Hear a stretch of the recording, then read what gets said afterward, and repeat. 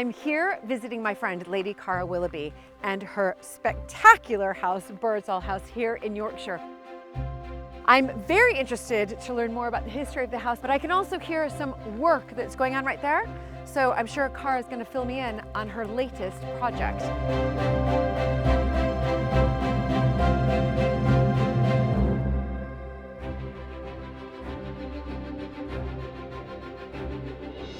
When I married into the British aristocracy, it was the start of a wonderfully exciting journey.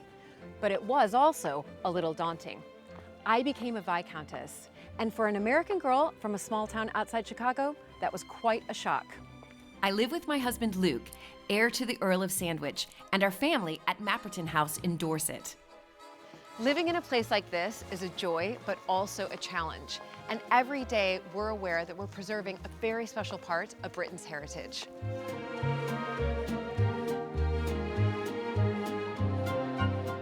Mapperton has opened up an extraordinary new world for me, and I can't wait to share it with you all.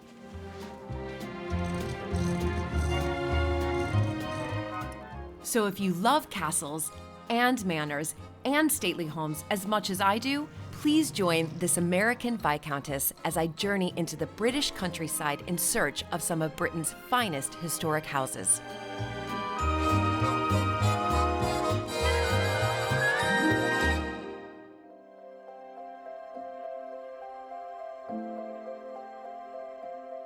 Hi everybody, and welcome back to the drawing room here at Mapperton. Every single family living in a historic house really does aim to balance that modern family life with the responsibility, though, of preserving a historic building for the future. I recently visited my dear friend Cara Willoughby at her family home, Birdsall House in Yorkshire, where history is literally helping breathe new life into their house.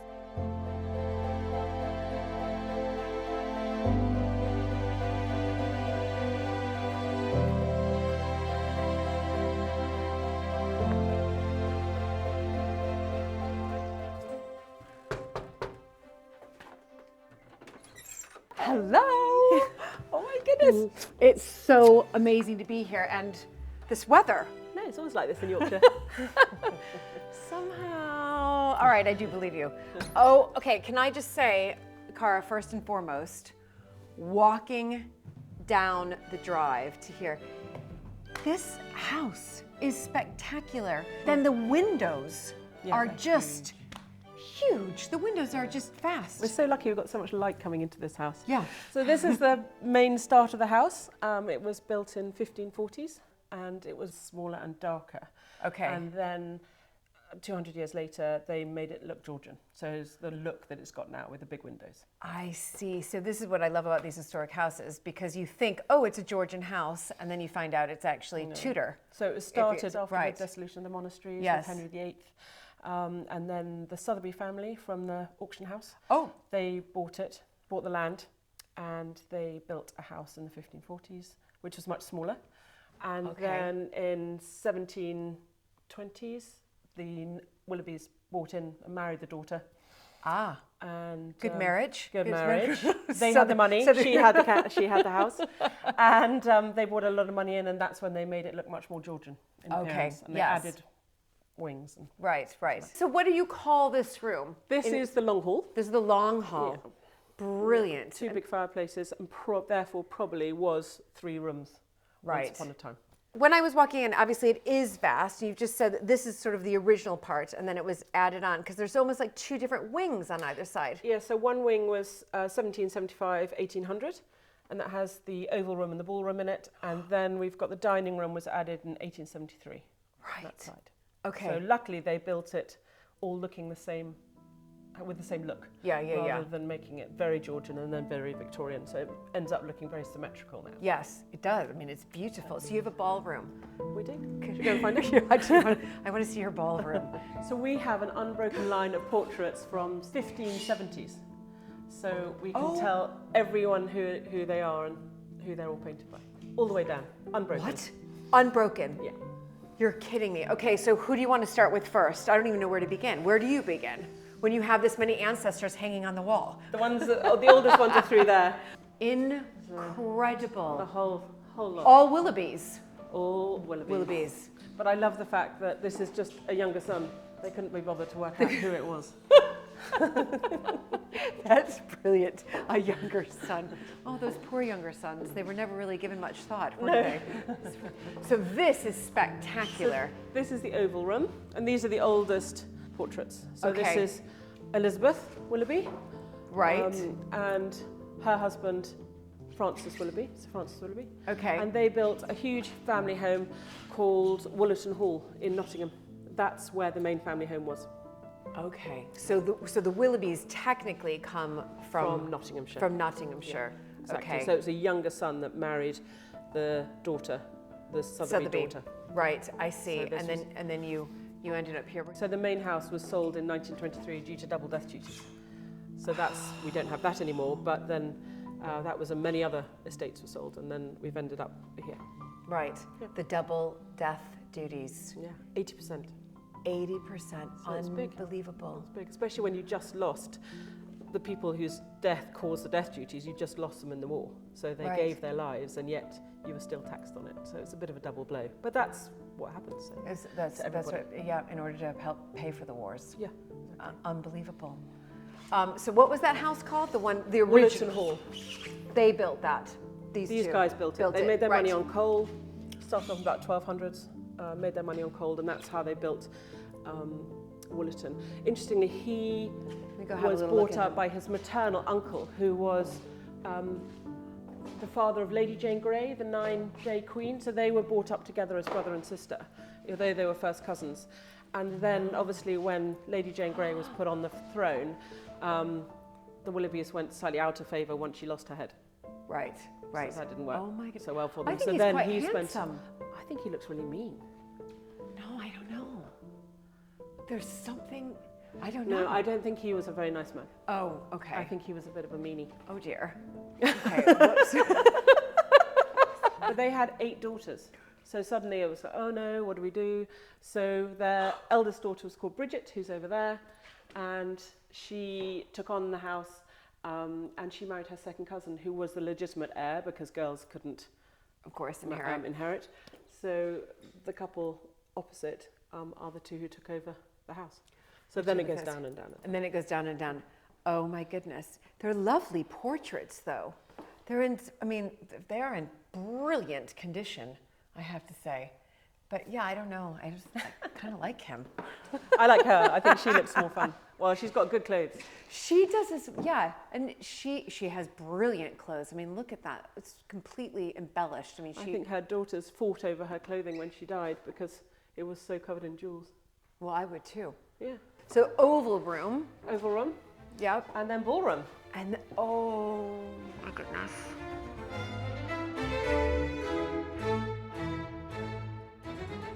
This is like a proper ballroom.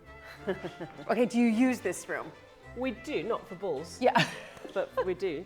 Yeah. Nowadays we use it for what? weddings. What do you mean you're not having ballroom dances in here? So these are gasoliers. So Birdsall made its own gas from coal pits, because that's how the family made their money. Right. And then the gas was pumped up to the house, which you can see the vents in the ceiling. Yes. And then these are all gasoliers, which is why their height is such this. So it's one of the first private houses to have gas-lit rooms. Which makes it must have been amazing after candlelight. Exactly. Yeah. And they all working. No, they're electric now. Oh, right. I was really going to be impressed. Definitely then, electric. I was like, that's super impressive that you're still able to do this. It's like, wow. So we now do events here, and part of those events we do weddings here. So we'll do about 15 weddings a year, and these rooms are used for wedding breakfasts, or they're used for concerts. We have classical concerts in here throughout the year. We've got a play going on around the gardens at the moment, so they'll be using it. So it's used for all sorts of different things.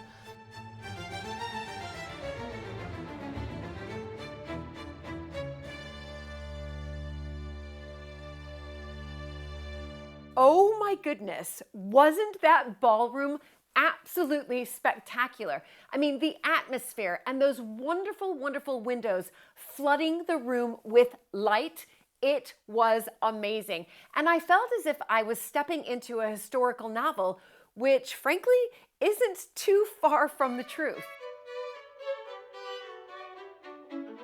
This wonderful, look at these portraits, are stunning. This lady is interesting because she is the great aunt of Jane Austen. And Jane Austen's mother was called Cassandra after her. Jane Austen's sister's called Cassandra after her. She was Cassandra Willoughby. And the names of Willoughby and Middleton in their Sense and Sensibility are from this family. Are from this family? Oh my goodness. So that's Jane Austen's great aunt. And do we know if they were close? Did they have a relationship? So she married the Duke of Chandos, and I think it was always seen to be, you know, wanted to, in those days, sort of go up. So they were named after her because she was the Duchess of Chandos, and you know, therefore seen. And she was quite a society figure. She was also incredible at keeping documents and writings on how life worked at that time. She's incredibly glamorous, though, too. I mean, I think she's strikingly beautiful. But very. Have you had any Jane Austen films here? Because when I was walking down, I actually felt like I was stepping into a period drama. That'd be great, though, wouldn't it? Well, yes. A quick Sense Sensibility in the home of Mr. Willoughby. We really need to get a Jane Austen Hollywood film here, that's for sure. I mean, wonderful, absolutely stunning. But I've only walked through really 3 rooms. But the upkeep, though, I mean, this is a vast house. I know it's been built on, as you explained, but the upkeep is... It is. And it's your private home. And I know you have children, you know, and this is a lot. But it's a private home, but it's an office. I mean, it's a business. We've all got to, you know what it's like. I know. Mean, you live and work above the shop, in the shop, round the shop. It works around you, and you sacrifice quite a lot of your life for it. But you've got to keep it going. Yeah. Keep the show on the road. You got to keep the show on the road, and you have so far. I mean, it's really spectacular.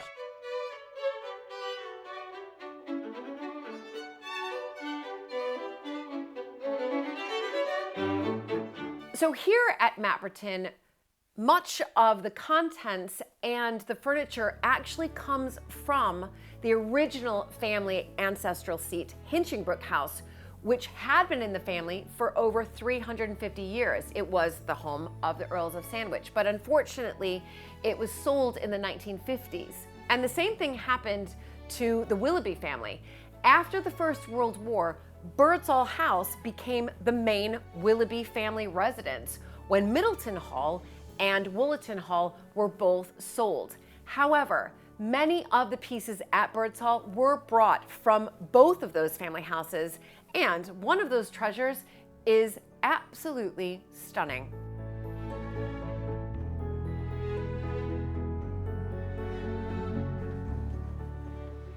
Cara, this 4-poster bed is magnificent. Yeah, it's good. Do people sleep in this bed? Yeah, definitely. No, this is from Woollerton, the house that the family used to own, the main big house in Nottingham, and so that's why it's so big. But it's by Chippendale. Oh. So it's a very big bed with all the original pelmets on it. Oh my goodness. Beautiful. It is beautiful exquisite. Work, isn't it? So this dates back to... Late 1700s? Yep. Yeah. And the fabric is wonderful as well. Yeah, that's all original, which is, aren't we lucky? Lucky. So again, so when Woollerton was sold, you were able to gather a lot of the contents. Well, I think if the family didn't keep it, it was sold. Full stop. So that included the pelmets. We've got the pelmets in this room. Yeah. Everything, absolutely everything. It was stripped out and sold because they had to raise money for 80% of their estates. Of the estate, because they were double death duty taxed, all that. So that's why we've got these enormous cupboards, which almost look out of proportion in comparison to the house, but that's because Woollerton was a much, much bigger house. Amazing. So you have Americans who come and stay here. Yeah, absolutely. And they just love it, I bet. Yeah. I mean, look at me, I'm smiling from ear to ear. I'm an American, and I love that. But this is old England, isn't it? Suddenly. It is. This is like when I walked into this room, you know, obviously my eye was drawn to the 4-poster bed, but this is England right here. This is history. But it hasn't changed. Also, it really has not changed for hundreds of years. Yeah.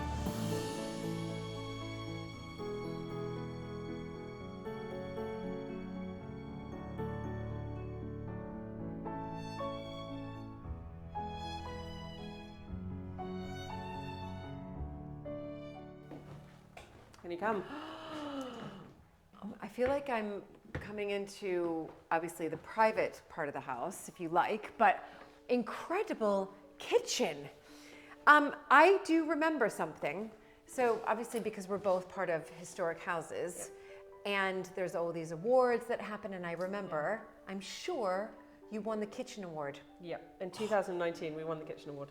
Yeah. Right, I remember. So they started it all up because the first thing that many generations do now, many family members do when they take over the house, is put in a new kitchen, because they're so family based. They want, you know, space for the whole family to be in one room. They don't have the staff they used to. So now they wanted to have a prize for innovative putting kitchens into these big old houses. This is incredible though, because I walked from that, you know, historic looking part of the house into, again, this is still the historic part of the house, but you've modernized it and made it much more, you know, family center, heartbeat. Yeah, but this is where we live. I mean, we live in a massive house, but we actually all live in one room. Right. Ironically. Yeah. So I've got 3 children, 3 dogs. You know, we all live here. This is home. This is the beating heart. Yeah, and it's wonderful just to see the difference and really how these houses have evolved. Yeah. And we're much more relaxed now. Yeah. When this house was running at its best in about sort of 1870s, they had 17 house staff, 20 gardeners, grooms, goodness knows what else, 2 walled gardens, 5 acres of glass houses. You know, it's incredible. Now, none of that. No, right, that's exactly right. None of that. And I actually prefer it. Yes, please. Thank you. I actually just prefer it like that because it keeps me busy. Yeah, totally. I could just sat for hours doing needlepoint. Yeah. Can you bored? So you did this project. Obviously, this will be. I always think of it as like a legacy. You know, as you are the. What are we going to leave behind for our generation? Exactly. So we had the Victorian kitchens that were downstairs. Then after the Second World War, they stopped being used. And when there were many less staff, there became 1 cook and 1 housekeeper. And they used these kitchens from the 1950s. So this was 6 different rooms, which we've knocked right the way through to make this kitchen. So it had to be somewhere that we, you know, lost a little bit of the old history, but in doing so made a bit of the next history. Well, that's perfectly put. And also, look at this view here as well. I mean, this is just a wonderful, amazing, unspoilt view of your garden and just of the landscape. We're really lucky it doesn't have anything that has been built in the last however many hundred years. Yeah. So there's nothing's changed. And you can imagine this. When Capability Brown designed it, you can imagine that it looked almost similar to what it does. Right, and that's what's incredible at Capability Brown. I mean, that you are looking out to Capability Brown design right here. Yeah. I mean, wonderful. I do wake up every morning and appreciate my view. It's not something that gets lost on me. It's incredible. Every day, as historic homeowners, we do respect the past life of these wonderful, wonderful buildings, but also recognize a need to adapt them for modern life. And at Birdsall, Cara and her husband James have taken care to both preserve and modernize.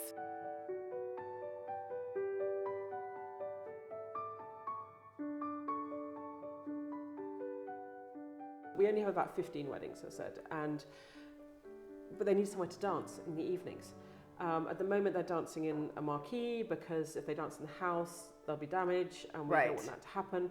So what we're doing is we're turning the Victorian kitchens into a evening event space. So it creates a whole nother entity for us. That is fantastic, because before you said they had their wedding breakfast in the oval room and the ballroom, but then they would dance in a marquee. Yeah. Is that right? Exactly. Now you're bringing everything in-house. And I think when people want to look at a wedding in a house like this, and they want the historic surroundings, they could have a marquee anywhere in a field, wherever they wanted. They want something that's all unique and on site.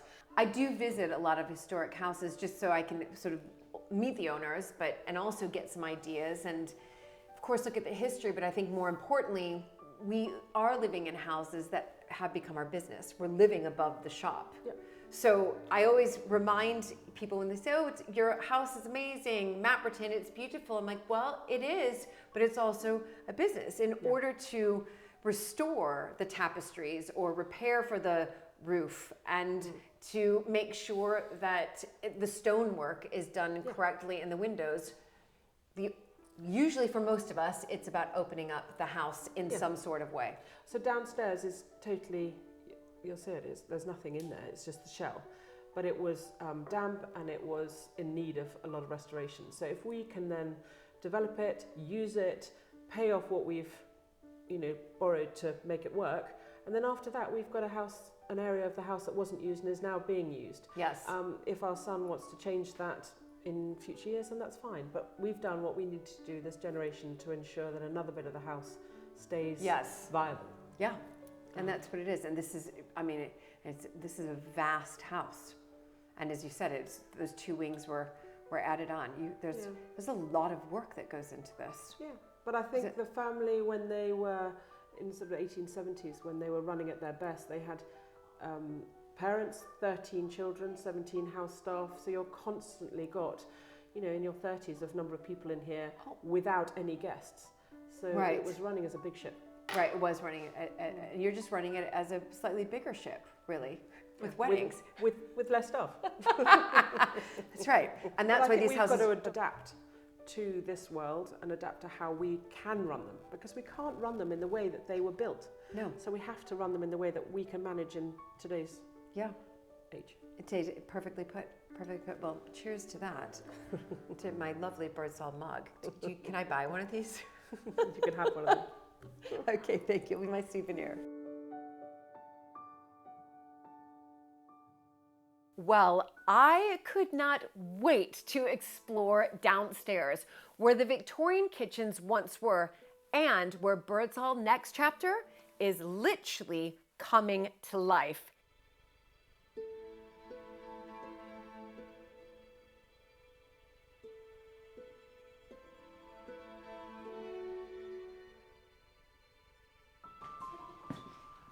Oh my goodness. Okay, I'm obsessed with these, the bells. This is one of the best ones I've ever seen. So we've got 3 sets of bells, and each bell has a different tone, so that if the guests were in the evening drawing room or the morning drawing room or the library or the billiard room, then the member of staff would know exactly which room they were in and which room was calling them from the tone of the bell. This is like another world, another time that I love. I mean, listen, I'll be honest, me as the American, and I think many people though, visiting these historic houses, we love this upstairs, downstairs that used to exist. And we've obviously all evolved because there is no downstairs anymore. No, well this was last used after the Second World War. Okay, so give me a little bit of history. We're downstairs. This is the old kitchen. Right. Those are the 2 different oven sets. There's a big range that's gone off to be restored. This is the old warming oven going through to the servants' hall. We've got a clock, Victorian clock up there, which is going to be restored. And all the hooks and everything are on here. And this is going to be our dance floor with a glitter ball. Oh my gosh, I love your glitter ball. That's great. It's amazing. Ball, isn't it? This is amazing. So now, okay, I see you've got the plans out. Has anybody done this before as far as converting? I mean, you've got a huge downstairs space. I mean, this is massive. This is what we all think about when you've got the upstairs, downstairs. Yeah. This is enormous. Yeah, I think other people have done it. And certainly the Historic Houses have put us in touch with a couple that we've been to see. Right, they haven't been quite like this. As in the amount of space, but aim big or go home. Aim big. Okay, so walk me through this. Oh my gosh, this is incredible. So we've got a new entrance so that guests can leave the house completely or come in completely separately, and that comes into the old pantry and old sinks area, which we'll see in a minute. And we've then got a big dance floor. We're in the dance floor area right now. Yeah. With the large glitter ball with a motor. It's got to go round. It's brilliant. Fantastic. Then we've got the cook's room next door. Okay. Where the cook had her organisational room and her desk and things like that, the old original head cook. We've got staff cloakrooms, which used to be carpenters' offices. We've got the old servants' hall, which is a really big sitting out area for new guests. Right. And a new bar is going into a room adjacent to that. Then we've got an area for eating in the evening, so we can put out a buffet that people can Pizza, whatever with it. Exactly late night snacks. Exactly yes, that. yes. And a cocktail bar, so they can go and have cocktails there. So it's going to be good. Unbelievable. It's a big project. It's a big project. So what are you doing as far as aesthetically with the look of it? Because so we're trying to keep it very much like the old kitchens. We're trying to keep the atmosphere. Right, and you said you're restoring the old ovens. Right. They're all off. That's all the soot still from That's the soot. hundreds of years of So this is not paint? No, that's not paint, that is soot. No. Yeah. Oh my, so what will you do with this then? To be fair, probably take it off because it's going to get on people's clothes. And so it's not going to be very friendly for people. But we could paint it black, but actually underneath is really nice old stone. So I think we'll keep that. We'll just brush it back. So this is the cook's room through here, is that right? So this is where the head cook used to live. She probably had all her ingredients in here and things like that.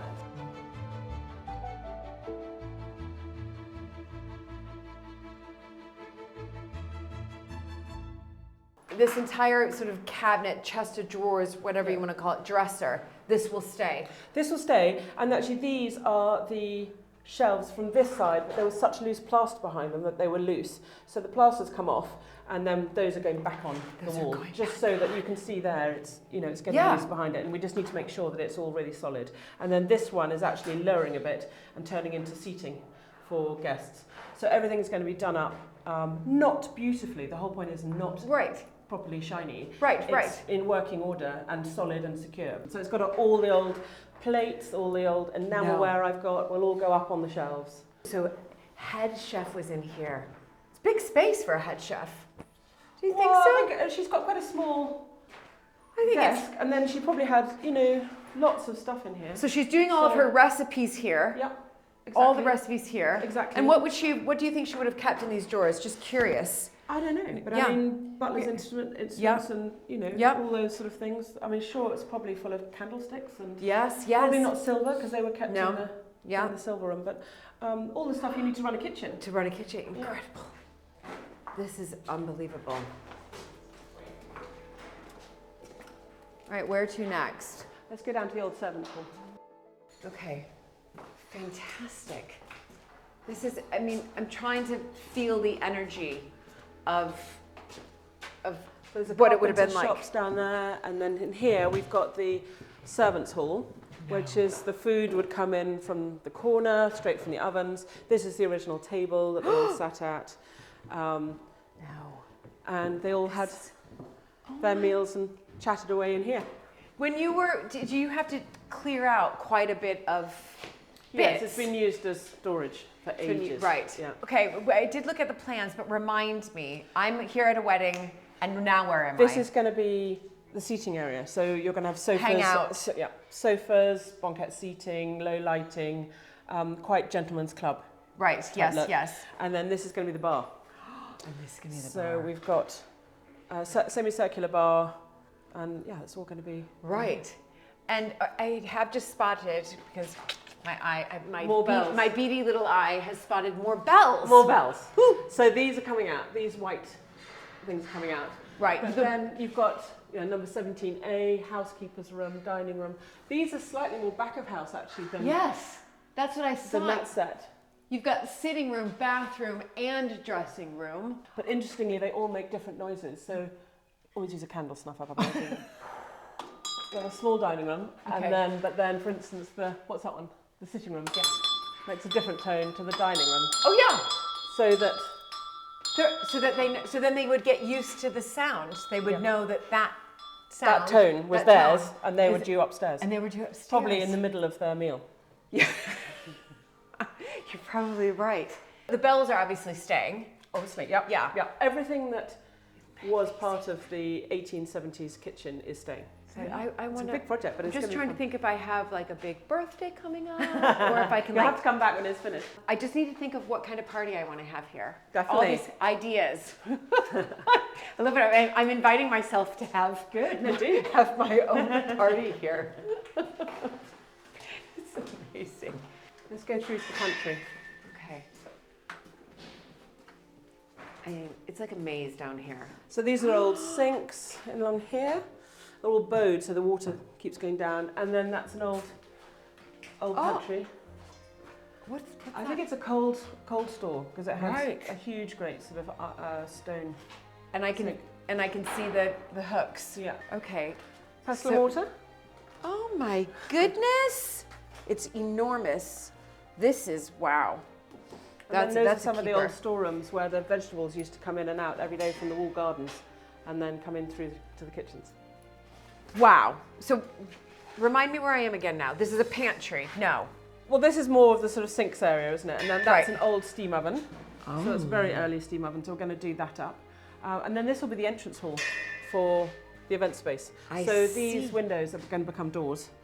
And then everyone will come in through here, and with all the old plate racks and the old sinks and the old ovens. And then that'll give us, I've got some enamel signs, and it'll give us the feeling that we're actually in the old kitchens. Oh my gosh. It's amazing. It's incredible just to think that, 100 years ago, this was obviously in full use as a working kitchen, but you're able to then take this space, keep all of these important features, call it the old kitchens, and then it's evolved to where we are. The next generation. But what we're lucky is that no one changed it in the middle, so that we have got the stuff from 150 years ago. Otherwise, it would be the old kitchens of either 70s, which would be a bit of a problem. Yes, that's a fair point. That is a fair point. And then what about up here? I'm just looking at this. Well, to be fair, the M&E guys, the mechanical and electrical guys, want that roof void to put all their stuff in. So I was going to make it into a vault, but I've been you've got it down on that. Yeah. I've kept some things compromised with builders. It's a compromise. But these are all staying. These are all staying. Yeah. Look at these these are amazing. But they must have been quite sinks. short because they're quite low. Yeah, You actually break your back Yeah, if you were trying to do that all the time. You're right. But, So, okay, entrance hall. So this will be, in one sense, the brick comes out there to create the doors. Yeah, the doors are literally going to be very wide doors, so they're going to be exactly what they are now. And look at that lovely beam up there. Yeah. Absolutely. So we're keeping all the brick where it's brickwork, we're keeping it as brick. Yeah. Where it's painted, we'll keep it as paint. So it's going to look pretty rustic down here. And I like that green colour. Yep, that's the colour that's going all over. That's, when you mentioned the green color back there, that's a really lovely green color. Yeah. I mean, Cara, this is, and I know I keep saying it over and over again, but it's a tremendous project. I'm just trying to think, are you hiring? Because I really want to be a part of this job. How good are your skills? Excellent. I'm really, really good I'm a very good decorator. Okay. So I could do the green paint. Yeah, you're on.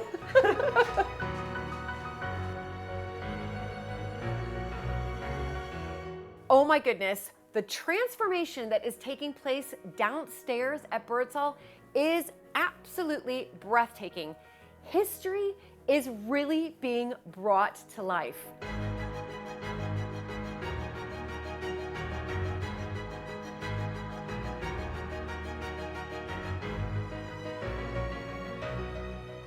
Thank you so much for joining me, and I hope you've enjoyed this wonderful, wonderful visit to Birdsall House.